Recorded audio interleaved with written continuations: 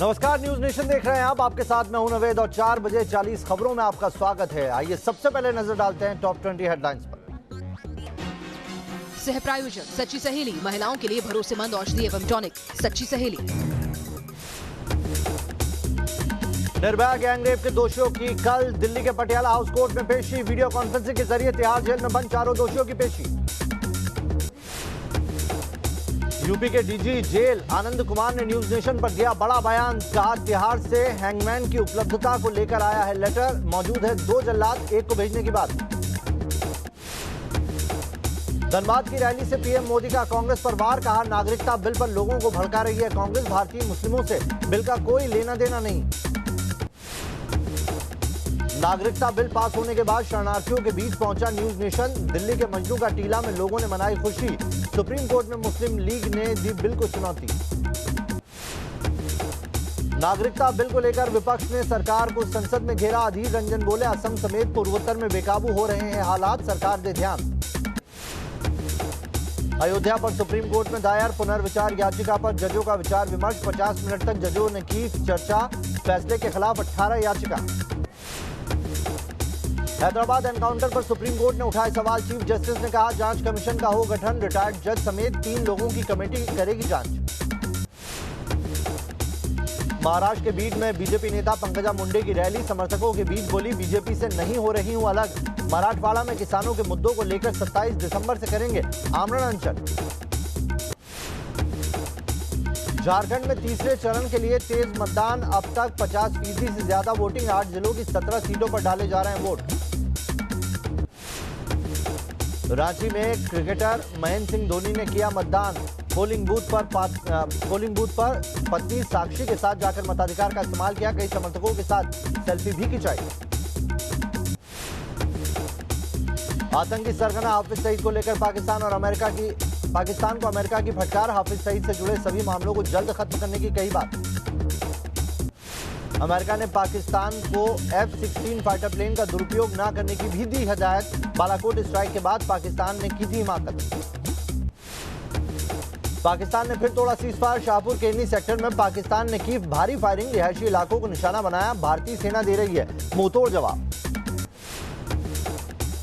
मुंबई में प्याज चोरी की घटनाओं को रोकने के लिए कारोबारियों ने कसी कमर। प्याज स्टोर की निगरानी के लिए लगाए गए सीसीटीवी कैमरे। दिल्ली के जंतर मंतर पर दिल्ली महिला आयोग की अध्यक्ष स्वाति मालीवाल के समर्थन में लोगों का हल्ला बोल। महिला सुरक्षा पर कड़े कानून की मांग की। दिल्ली एनसीआर की आबोहवा फिर हुई खराब। दिल्ली, गाजियाबाद और नोएडा में हवा का स्तर हुआ खतरनाक। लोगों को सांस में आ रही है दिक्कत। एयर क्वालिटी इंडेक्स 400 के पार। कानपुर में दिखा सीएम योगी का अनोखा अंदाज। गंगा बैराज के निरीक्षण के दौरान सेल्फी लेते आए नजर। कई महिलाएं भी रही मौजूद। पुणे में एकविरा देवी के मंदिर में दर्शन पूजन के लिए पहुंचे सीएम उद्धव ठाकरे। पत्नी और बेटे आदित्य ठाकरे साथ रहे मौजूद। हिमाचल, उत्तराखंड और जम्मू कश्मीर में भारी बर्फबारी। मंडी, कुल्लू और रोहतांग में कई फीट तक जमी बर्फ की चादर। कई इलाकों में पारा -10 के पार पहुंचा। हिमाचल में बर्फबारी के चलते ऊंचाई वाले इलाकों से कटा संपर्क। सड़कों पर बर्फ जमने से आवाजाही ठप। घरों में कैद होने को लोग मजबूर।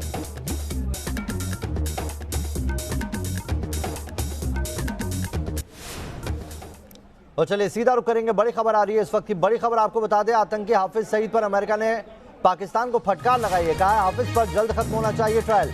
अंतर्राष्ट्रीय नियमों के मुताबिक चले केस, ये भी अमेरिका की तरफ से कहा गया है। तो पाकिस्तान को हाफिज सईद से जुड़े मामलों को जल्द से जल्द खत्म करना होगा। अमेरिका की तरफ से अमेरिका के उप मंत्री ने यह फटकार न सिर्फ लगाई है बल्कि यह भी कहा है कि अंतर्राष्ट्रीय नियमों के मुताबिक ही केस चलना चाहिए।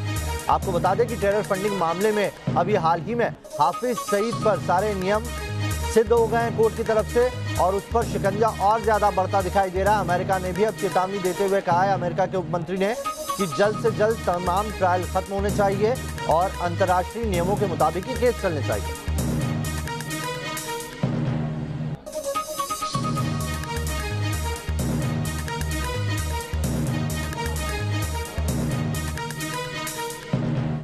चलिए एक और बड़ी खबर आप तक पहुंचा दें और आज की ये बड़ी खबर हैदराबाद में गैंगरेप के आरोपियों के एनकाउंटर से जुड़ी हुई है, जहां पर आज सुप्रीम कोर्ट में अहम सुनवाई हुई है। कोर्ट ने जांच के आदेश दिए हैं इस मामले में और साथ ही 6 महीने में रिपोर्ट तलब की है। इस पूरे मामले की जांच अब रिटायर्ड जज की अगुवाई में होगी। 3 जजों की एक कमेटी भी इस मामले में गठित करने की बात कही जा रही है, जो इस पूरे मामले की जांच करेगी। 6 महीने में रिपोर्ट सौंपेगी और सुप्रीम कोर्ट को यह रिपोर्ट सीधे पेश की जाएगी। आपको बता दें कि इस मामले में कई वकीलों के द्वारा जांच के आदेश की बात कही गई थी और अब सुप्रीम कोर्ट ने एनकाउंटर पर जांच को लेकर कमीशन का गठन कर दिया। रिटायर्ड जज इसकी जांच करेंगे। हैदराबाद एनकाउंटर पर सुप्रीम कोर्ट में आज क्या महत्वपूर्ण चर्चा हुई है, क्या सुनवाई हुई है, किस तरीके का ये पूरा मामला रहा है, उसमें हम आपको बता रहे हैं। मामले की निष्पक्ष जांच हो, सुप्रीम कोर्ट की तरफ से कहा गया है। एनकाउंटर के दौरान क्या कोई पुलिस वाला घायल हुआ, यह सवाल भी पूछा गया और इस मामले में आरोपियों के खिलाफ ट्रायल का कोई मतलब नहीं रह गया। चारों आरोपी अब मर चुके हैं। आरोपी अब अपने केस की पैरवी नहीं कर सकते हैं। आइए आपको बताते हैं तेलंगाना सरकार की इस मामले में क्या दलील है। तो हैदराबाद एनकाउंटर पर सुप्रीम कोर्ट ने जो कहा है वो हम आपको बता रहे हैं और तेलंगाना सरकार की तरफ से क्या कहा गया ये वो भी हम आपको दिखा देते हैं। इस मामले में पुलिस की तरफ से पक्ष रखा गया था। तेलंगाना सरकार ने एनकाउंटर को सही बताया है। 6 महीने में जांच रिपोर्ट अब कमीशन देगा और उसमें साफ हो जाएगा कि इस मामले में यानी कि इस एनकाउंटर में जो पुलिस की तरफ से बयान आ रहा है वो सही है या नहीं है। चलिए इस मामले में एक और बड़ी खबर इस वक्त आ रही है, आपको बता दें तिहाड़ प्रशासन ने यूपी जेल के डीजी को पत्र लिखा है और जल्लाद को लेकर यह पत्र लिखा गया है। यह बयान यूपी जेल के डीजी ने न्यूज नेशन पर बताया। उन्होंने कहा कि निर्भया केस के आरोपियों को जल्द फांसी दी जा सकती है। तो बड़ी खबर हम आपको बता रहे हैं, 2 जल्लाद है। यूपी जेल डीजी ने कहा है हमारे पास 2 जल्लाद है और अगर लेटर जो आया है 1 जल्लाद देने की बात कही गई है। यानी उम्मीद यही की जा रही है कि जल्द से जल्द इस मामले में कार्रवाई हो सकती है, जो पूरे देश से आवाज़ निकल के आ रही। 3 तस्वीरें आपको दिखा रहे हैं। तिहाड़ जेल में जो गहमा गहमी एकाएक बढ़ गई है, जो जानकारी निकल के आ रही थी कि निर्भया मामले में जितने भी आरोपी हैं उनको भी इस बात की भनक लग गई, उन्होंने खाना पीना छोड़ दिया, ये भी जानकारी निकल के आ रही। जल्लाद की तलाशी हो रही है, जल्लाद ढूंढा जा रहा है और यूपी जेल डीजी ने बताया है कि उनके पास 2 जल्लाद है। अगर उनसे मांगा जाता है तो वो एक जल्लाद दे सकते हैं। क्या कहा है उन्होंने UP jail DG Anand Kumar ने, आइए सुन लेते हैं। तिहाड़ जेल के सुपरिटेंडेंट ने हमें एक पत्र भेजा है जिसमें उन्होंने ये कहा है कि हमारे यहाँ कतिपय बंदी हैं जो कैपिटल पनिशमेंट जिनको अवार्ड हुआ है और जिनकी सारी लीगल और कॉन्स्टिट्यूशनल रेमेडीज समाप्त हो गई हैं, लिहाजा उनको एग्जीक्यूट करना है फांसी की सजा से। इसलिए चूंकि उनके पास हैंगमैन नहीं उपलब्ध है दिल्ली में, इसलिए उन्होंने ये जानकारी उनको थी कि हमारे यहाँ 2 हैंगमैन हैं यूपी में जो इसके लिए अधिकृत हैं। उन्होंने हमसे ये रिक्वेस्ट किया है कि ऑन ए नीड बेसिस और जब भी आवश्यकता होगी उनको आप शॉर्ट नोटिस पे उनको तैयारी में आप कह दें और अपनी सहमति हमें दे दें। तो इस संबंध में हमने उनको पत्र का जवाब दे दिया है और अपनी सहमति व्यक्त कर दी है कि आपको जब भी रिक्वायरमेंट होगी हम उनको आपकी सेवा में भेज देंगे। चलिए इस खबर पर बात करने के लिए हमारे साथ हमारे संवाददाता अरविंद सिंह जुड़ गए हैं दिल्ली से, उनका रुख करेंगे। अरविंद, कल पेशी होनी है निर्भया मामले के आरोपियों की और अभी जानकारी निकल के आ रही तिहाड़ जेल की तरफ से एक लेटर भेजा गया यूपी डीजी जेल को, जिसमें जल्लाद की उपलब्धता को लेकर सवाल किया गया। बिल्कुल नावेद, दरअसल निचली अदालत में निर्भया के माता पिता की तरफ से एक अर्जी दायर की गई है और उनका ये कहना था कि फांसी की सजा पर तुरंत अमल होना चाहिए, कोर्ट को डेथ वारंट इशू करना चाहिए। और इसी पर सुनवाई करते हुए पिछले दिनों 28 नवंबर को पटियाला हाउस कोर्ट ने निर्देश दिया था तिहाड़ जेल प्रशासन को कि वो 13 दिसंबर को चारों दोषियों की पेशी सुनिश्चित करे। तो चारों दोषियों की पेशी कल वीडियो कॉन्फ्रेंसिंग के जरिए होगी ताकि उनकी क्योंकि सिक्योरिटी थ्रेट्स भी है, जान को खतरा भी है, लिहाजा वीडियो कॉन्फ्रेंसिंग के जरिए उनकी पेशी होगी। और कोर्ट ये जानना चाहता है कि इन चारों दोषियों की तरफ से अभी तक कानूनी राहत का क्या क्या विकल्प आजमाया गया है और अगर उनकी तरफ से मर्सी या क्यूरिटी पिटीशन या फिर रिव्यू पिटीशन फाइल की गई है तो उसका स्टेज क्या है या वो कब तक दाखिल करने वाले हैं। क्योंकि निर्भया के घर वालों का ये कहना है कि जानबूझकर कानूनी राहत का विकल्प इसलिए नहीं आजमा रहे हैं दोषी ताकि वो फांसी के फंदे से बचते रहे। और ऐसे में कोर्ट ने जहां तिहाड़ जेल प्रशासन से रिपोर्ट मांगी थी वही चारों की पेशी सुनिश्चित करने के लिए कहा था। तो कल चारों दोषी कोर्ट में पेश होंगे और वहां पर वो बताएंगे कि उनकी याचिका का स्टेज क्या है। एक महत्वपूर्ण बात यह है कि कुछ दिनों पहले चूंकि अक्षय कुमार की तरफ से रिव्यू पिटीशन फाइल हुई है, उस पर सुप्रीम कोर्ट में भी सुनवाई नहीं हुई है और फांसी की सजा पाए किसी दोषी की अगर रिव्यू पिटीशन पर सुनवाई होती है तो ओपन कोर्ट में सुनवाई होती है। तो लिहाजा कल ही निचली अदालत से कोई डेथ वारंट इशू हो जाएगा, इस बात की संभावना ना के बराबर है, क्योंकि अभी बाकी कानूनी राहत का विकल्प है। क्यूरेटिव पिटीशन जो है वो 3 दोषियों को अभी दाखिल करना बाकी है। जी चलिए, बहुत बहुत शुक्रिया तमाम जानकारी के लिए अरविंद आपका। लेकिन जो जानकारी निकल के आ रही है, जिस तरीके से पूरा माहौल इस वक्त बना है और सारे जो सिम्टम्स है वो भी इस बात की तरफ इशारा करते हैं कि देश को झकझोर कर रख देने वाले निर्भया मामले के जो दोषी हैं उनको जल्द ही फांसी पर के फंदे पर लटकाने की जो कवायद है वो शुरू होती दिखाई दे रही है। जैसे ही इनके खिलाफ ब्लैक वारंट जारी होता है, यानी कि जैसे ही कोर्ट की तरफ से क्लियर हो जाता है, डेथ वारंट जारी कर दिया जाता है, उसके बाद 14 दिन के अंदर इन्हें फांसी देने की जो पूरी तैयारियां हैं वो हो सकती है। निर्भया के ये वो 4 गुनहगार हैं जिनके हिस्से में मौत की सजा लिखी जा चुकी है। अब मौत से बचने के उनके सारे कानूनी दरवाजे बंद हो चुके हैं और तैयारी है सजाए मौत को अमल में लाने की, फांसी देने की। हालांकि रहम का एक दरवाजा यानी दया याचिका ने इनसे अभी फांसी के फंदे को दूर रखा है। निर्भया से गैंगरेप के बाद दरिंदगी से उसकी हत्या करने वालों को उनके अंजाम तक पहुंचाने का समय नजदीक आ चुका है, या ये कह सकते हैं कि उनकी उल्टी गिनती अब शुरू हो गई है। तिहाड़ जेल प्रशासन चारों को फांसी देने की तैयारियों में अंदर खाने जुट चुका है। अंदर खाने शब्द का इस्तेमाल हम इसलिए कर रहे हैं कि तिहाड़ जेल के अधिकारी आधिकारिक तौर पर इस बारे में कुछ भी कहने को तैयार नहीं है। उनका कहना है कि चारों आरोपी, चारों जो दोषी हैं, वो अपने बचाव में कानूनी संभावनाएं तलाश रहे हैं, लेकिन उनकी ये जो संभावनाएं हैं वो बेहद क्षीण है। किसी भी समय उनका डेथ वारंट जारी हो सकता है, जिसके बाद अगले 14 दिनों के अंदर उनको फांसी के फंदे पर लटका दिया जाएगा।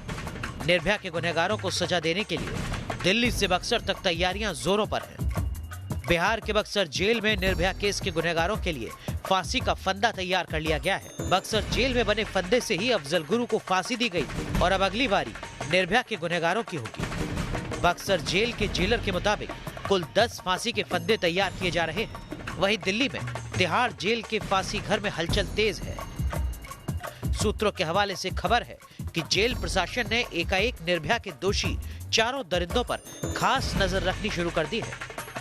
तिहाड़ जेल के सूत्रों का कहना है कि निर्भया के चारों दोषियों की लगातार मेडिकल जांच करवाई जा रही है, उनके स्वास्थ्य पे निगरानी रखी जा रही है। उनकी सेल में एक एक्स्ट्रा सिक्योरिटी गार्ड भी तैनात किया गया है जो उनकी हर एक्टिविटी पर नजर रख रहा है। सूत्रों के हवाले से खबर है कि तिहाड़ का जेल नंबर 3 जो फांसी घर है उसको तैयार किया जा रहा है, जहां पर आखिरी बार फांसी के फंदे पर अफजल गुरु को लटकाया गया था।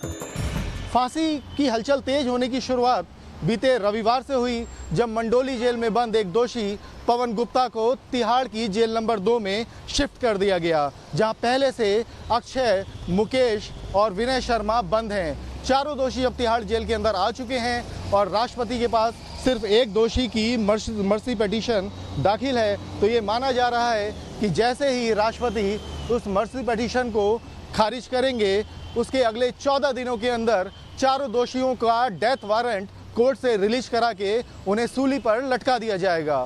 वीडियो जर्नलिस्ट मुकेश के साथ अवनीश चौधरी, न्यूज नेशन दिल्ली।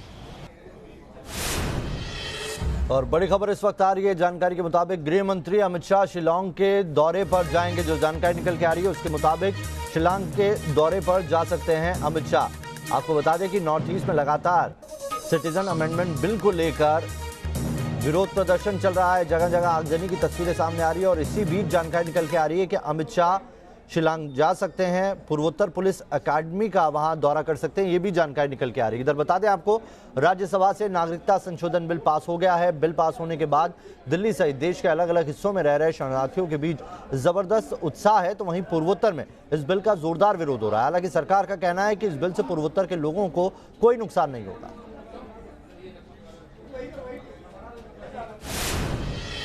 तो नागरिकता संशोधन बिल पास होने के बाद आज बीजेपी नेता विजय गोयल शरणार्थियों से मिलने के लिए पहुंचे। न्यूज नेशन संवाददाता राहुल डबाज भी वहीं मौजूद थे। देखिए रिपोर्ट। विजय गोयल जी हमारे साथ है। अगर मजनू कल्चर की बात करें, यहाँ पर जश्न चल रहा है, लोगों में उत्साह है और लोग नाच रहे हैं, झूम रहे हैं। एक नए सवेरा एक तरीके से नजर आ रहा है, क्योंकि खुद अमित शाह ने कहा था कि एक नया सवेरा होगा और वो नया सवेरा नजर आ रहा है। सर, नया सवेरा है एक तरीके से, एक नया। देखिए, मैं समझता हूँ ये एक सूर्योदय ऐसा है जिसमें लाखों लोग जो पाकिस्तान, बांग्लादेश, अफगानिस्तान से शरणार्थी बनकर आए थे और जिनमें बाहुल्य में हिंदू थे और साथ में पारसी और सिख, ईसाई ये लोग भी थे, इनको अब इस देश की नागरिकता मिलेगी। हम आज यहाँ मजनू के टीले के ऊपर हैं और आप देख रहे हैं, खुशी है सबके चेहरों के ऊपर। और वास्तव में देखा जाए तो इनके लिए कोई ऐसा दूसरा देश नहीं था जो इनको शरण देता। प्रधानमंत्री मोदी और गृह मंत्री अमित शाह जी ने जिस तरीके से इन लोगों को अपनाया है और आज ये इस देश के नागरिक हो गए हैं, वो इनके चेहरों पर खुशी देखते हुए मिलती है। इधर विपक्ष के सवालों पर क्या कहना है बीजेपी प्रवक्ता शाहनवाज हुसैन का, ये सुनाते हैं। हमारे संवाददाता विकास चंद से की उन्होंने खास बातचीत। नागरिकता संशोधन बिल संसद से पास हो चुका है, लेकिन विरोध और समर्थन की राजनीति अभी भी जारी है। हमारे साथ बात करने के लिए बीजेपी के राष्ट्रीय प्रवक्ता सैयद शाहनवाज हुसैन जी हैं। सर, न्यूज नेशन में स्वागत है आपका। सोनिया गांधी ने कहा है कि ये काला दिवस है, संविधान की हत्या हुई है। देखिए, citizen amendment bill Afghanistan, Pakistan और बांग्लादेश के रिलीजियस आधार पर जो प्रताड़ित माइनॉरिटीज के लोग हैं उनको न्याय देने वाला ये बिल है। ये उनके आंसू पोंछने वाला बिल है। इससे न नॉर्थ ईस्ट के लोगों को कोई परेशानी होनी है, न हिंदुस्तानी मुसलमानों को कोई परेशानी होनी है। जब इस देश का बंटवारा हुआ तो धर्म के नाम पर हुआ था। वो काला दिन था जो कांग्रेस ने अगर उस वक्त थोड़ी सी सब्र कर लिया होता, थोड़ा धीरज रख लिया होता। आज प्रधानमंत्री नरेंद्र मोदी झारखंड में थे। धनबाद में चुनावी रैली को संबोधित करते हुए पीएम मोदी ने राम मंदिर और सीएबी का जिक्र किया। पीएम ने नागरिकता संशोधन बिल के बहाने कांग्रेस पर हमला बोला, तो वहीं राम मंदिर का जिक्र करते हुए कहा कि बिना विवाद के हमारी सरकार ने इसका समाधान निकाला।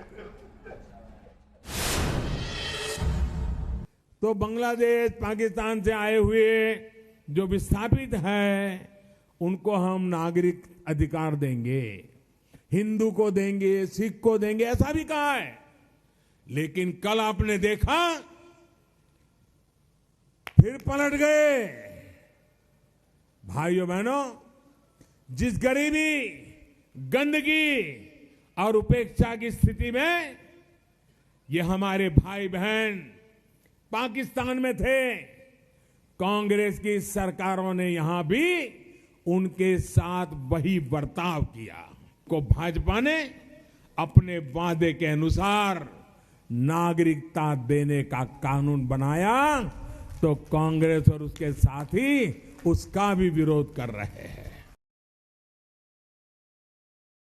हमने कहा था, हमारे संकल्प पत्र में लिखा था कि राम जन्मभूमि विवाद को शांतिपूर्ण तरीके से सुलझाएंगे।